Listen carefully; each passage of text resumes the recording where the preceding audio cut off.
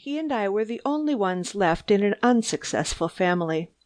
I was slowly perishing as a conscientious governess in the brownstone region of New York. He rescued me from that, and we bought a farm with our combined savings. We became real farmers, up with the sun and to bed with the same. Andrew wore overalls and a soft shirt and grew brown and tough.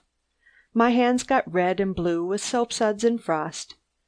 I never saw a red fern advertisement from one year's end to another, and my kitchen was a battlefield where I set my teeth and learned to love hard work. Our literature was government agriculture reports, patent medicine almanacs, seedsmen's books, and Sears Roebuck catalogs. We subscribed to Farm and Fireside and read the serials aloud. Every now and then, for real excitement, we read something stirring in the Old Testament, that cheery book Jeremiah, for instance, of which Andrew was very fond. The farm did actually prosper after a while, and Andrew used to hang over the pasture bars at sunset and tell from the way his pipe burned just what the weather would be the next day.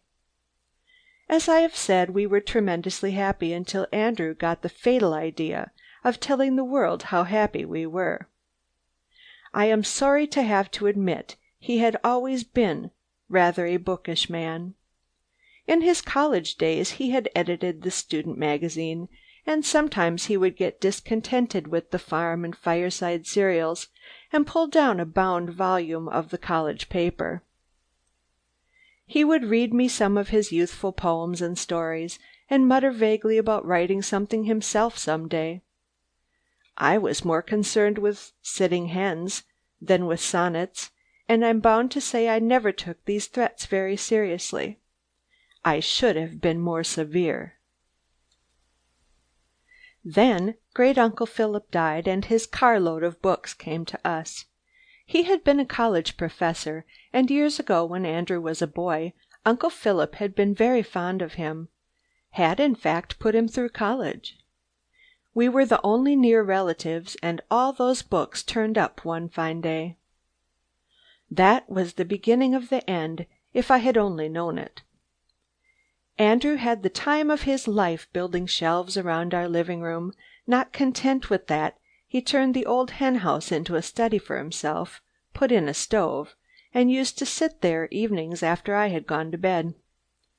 The first thing I knew, he called the place Sabine Farm, although it had been known for years as Bog Hollow, because he thought it was a literary thing to do.